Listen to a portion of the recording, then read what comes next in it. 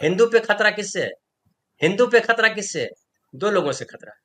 एक तो मुसलमानों से खतरा है, और दूसरा उन हिंदुओं से खतरा है जो कांग्रेसी हैं या कम्युनिस्ट हैं या जो बीजेपी या आरएसएस विरोधी है। बिहार में दुर्भाग्य से या सौभाग्य से आरएसएस विरोधी लोग ज्यादा हैं। वहां आरएसएस की कभी जड़ जमी नहीं, और आने वाले 300 साल तक जमने वाली नहीं है। उसकी वजह है, क्या वजह है? उसकी वजह यह है कि आप जानते हैं कि जब देश की आजादी की लड़ाई लड़ रही थी, चल रही थी, तो आरएसएस वाले कितने बहादुर थे, कितनी कुर्बानियां दी आजादी की लड़ाई में, ये आप सबको पता है। बहुत लोग मारे गए आरएसएस के लोग। और गांधी जी, नेहरू जी, इन लोगों ने तुम लोगों का नाम छुपा दिया, नहीं तो बाप रे बाप, हजारों करोड़ों लोग उनके मारे गए आरएसएस के लोग। अब उसके बाद जो है, फिर देश आजाद हुआ, और देश आजाद हुआ उसके पहले पाकिस्तान बन गया। इन सब की जमीन उसमें छीन गई आरएसएस वालों की। आरएसएस वालों की जमीन का बड़ा बड़ा हिस्सा जो था वो सब पाकिस्तान चला गया, बांग्लादेश चला गया, जो भी बांग्लादेश है। तो वो पीड़ा है कि अरे हमारे करोड़ों की जो पुरखों की जमीन थी वो छीन गई, है ना।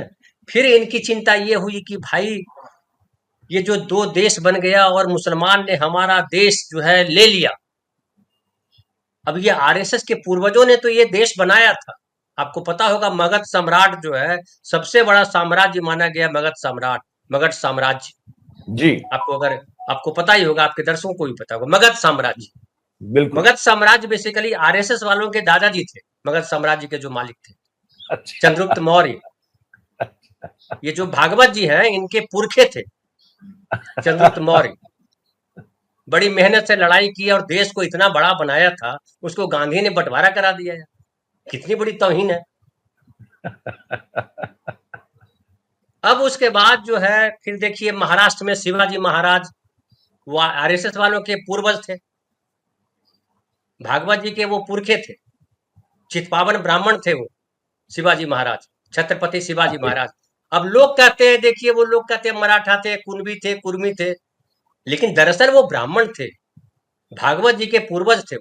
उन्होंने इतनी मेहनत से लड़ाई लड़ी थी, बचाया था, वो गांधी ने बांट दिया। तो ये सब पीड़ा है उनको। फिर ये पीड़ा है कि इतने सारे जो रजवाड़े थे, 550 600, ये रजवाड़ों को एक कर दिया आजादी के समय पटेल ने, और उनकी जमीनें छीन ली रजवाड़ों की, जो रियासतें थी। देश जो है, भारतवर्ष जो है, वो तो रियासतों में बटा हुआ था। वो सारे रियासतों के लोग जो है वो आरएसएस के साथ खड़े हैं, तब भी खड़े थे। रजवाड़ों को लोग खड़े थे कि अरे हमारी जमींदारी छीन ली यार। तो उनकी जी जमींदारी, आपको पता है जमींदारी प्रथा का अंत किया गया था, और जी रजवाड़ों की बिल्कुल। जमींदारी छीनी गई थी। फिर उसके वो भी बाद इंदिरा आरएसएस की गांधी ने, थी। और हैं, वो भी आरएसएस की थी क्या? तो क्या वो सब रजवाड़े आरएसएस के साथ खड़े हैं। अब गौर कीजिए ना, वहीं लेके आ रहा हूं मैं आपको। फिर जो है, जो प्रीवी पर्स था वो खत्म कर दिया इंदिरा गांधी ने। प्रीवी पर्स क्या था? प्रीवी पर्स था कि जो रियासतों का जो राष्ट्रीयकरण किया गया था, जी उसके बदले उनको एक राशि दी जाती थी कि भैया आप अपना घर परिवार चलाइए। अचानक जो जी है लगान वसूलना खत्म हो गया, अब जो कमाई थी आपकी बंद हो गई, गरीबों का शोषण, किसानों का शोषण बंद हो गया, उनका खून अब चूस नहीं पा रहे हैं, तो कैसे जिएंगे ये? तो पैरासाइट थे ना। तो उनके लिए कहा गया प्रीवी पर्स, इनको इतनी रकम दी जाएगी जिससे अपना घर परिवार संभाल सके। वो रजवाड़े थे। उसके बाद इंदिरा गांधी ने कहा कि ये काहे का प्रीवी पर्स, भाई बंद करो इसको, और प्रीवी पर्स बंद कर दिया। आपको ये भी पता होगा, बड़ी जी चिंता हुई बिल्कुल आरएसएस वालों की कि अरे प्रीवी पर्स बिल्कुल बंद करा दिया यार। बिल्कुल। आप याद कीजिए 60, ये जो 69 60 70 71 72 73 जो काल है, जो दौर है हम्म। हिंदुस्तान का, बड़ा गहरा दौर है। बड़ा गहरा दौर है, बात सही है। जी। और इसी समय जो है वो बैंकों का राष्ट्रीयकरण हुआ, खदानों का राष्ट्रीयकरण हुआ। ये सब किनका था? ये सब आरएसएस समर्थक लोगों का था। खदानें अच्छा। पूंजीपतियों की थी, बैंक हम्म पे महाजनों का कब्जा था। वो सब इंदिरा गांधी ने छीन लिया, और वो कहा कि नहीं अब सब नागरिकों का। और हम्म। संविधान जब बना था, देश आजाद हुआ, संविधान बना, तो आपको पता ही है कि उसमें कह दिया सबको वोट देने का अधिकार। बिल्कुल ब्राह्मण नाई एक समान कर दिया। बिल्कुल। अडानी और धनंजय कुमार, मयूर जानी सब एक बराबर हो गए। ये तो जी। बड़ी तौहीन हुई भाई। आरएसएस हम्म। वालों को कैसे पसंद आएगा ये? आरएसएस वाले तो पसंद करते हैं कि ये ब्राह्मण है, ये वर्ण व्यवस्था है, ये नाई है, ये चमार है, ये पासवान है, ये धोबी है, ये फलाना है, ये ढिमकाना है, तो इसमें बिलीव करते हैं। श्रेष्ठ जो है जी ब्राह्मण है। जी तो जब अब ये संविधान ने कहा नहीं, कोई श्रेष्ठ ब्राह्मण नहीं, सब श्रेष्ठ है, इस देश का हर नागरिक बराबर है, तो वो भी बड़ी आपत्तिजनक बात हुई कि अरे यार ये कैसे कर दिया तुमने, हम पुरखों से हम श्रेष्ठतावाद लेके आ रहे थे, हमने ही तय किया था कि मैं ब्राह्मण, आप जो है मुसहर, आप जो है दलित, आप जो है फलाना, मेरे पूर्वज ने तय कर दिया, ये इन लोगों ने आकर के कह दिया कि नहीं सब बराबर है। ये तो बड़ा गड़बड़ हुआ, हमारे पुरखों की मेहनत लूट ली गई। तो ये सारी चिंताएं जो है वो मोदी जी के माथे दी गई, क्योंकि मोदी जी पहली बार सरकार इस देश में बनी जो बीजेपी की सरकार थी, आरएसएस की सरकार थी, और उनको लगा कि अब ये, चूंकि ये तो हिंदूवाद, कांग्रेस भ्रष्ट पार्टी है, सब लूट के खा गए, रोहिंग्या घुस गए, बांग्लादेशी आ गए। आपको याद होगा झारखंड में भी बहुत चुनाव के समय बहुत आपने रिपोर्टिंग की होगी, मैंने बहुत कहा। रोहिंग्या आ गए हैं, बांग्लादेशी आ गए हैं, पूरी डेमोग्राफी बदल गई झारखंड की। चुनाव खत्म हो गया, काफी समय हो गया, चुनाव खत्म हो गया, कहीं कोई सुना आपने कि कितने रिपोर्ट आई कि कितने नहीं बांग्लादेशी उसमें थे, कोई मिला? नहीं नहीं।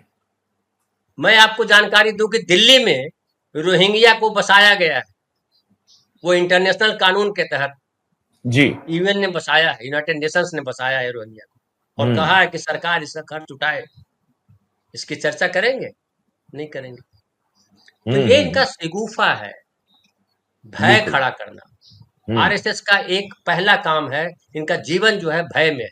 जितना अंधकार बढ़ेगा आरएसएस उतना ज्यादा आगे चलेगा। हम्म तो भय खड़ा करना इनका काम है। भय किससे खड़ा करना है? हम्म। पहले तो आप वर्ण व्यवस्था में देखिए कितना भय का वातावरण है।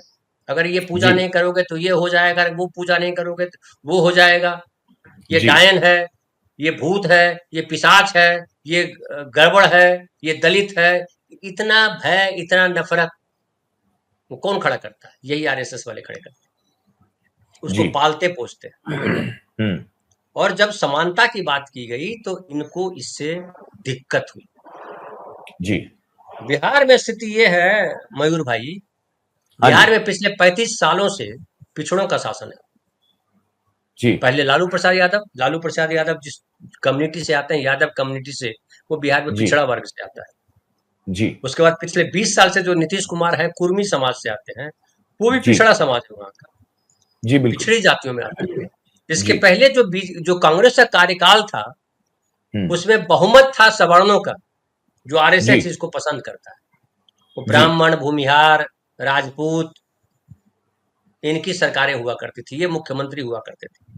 जी हालांकि कांग्रेस के रिजीम में कई मुख्यमंत्री हुए जो दूसरे समाजों के थे, यादव जी भी हुए, कायस्थ भी हुए, जी पासवान भी हुए, जी अलग अलग समुदाय के भी लोग, मुस्लिम भी हुए।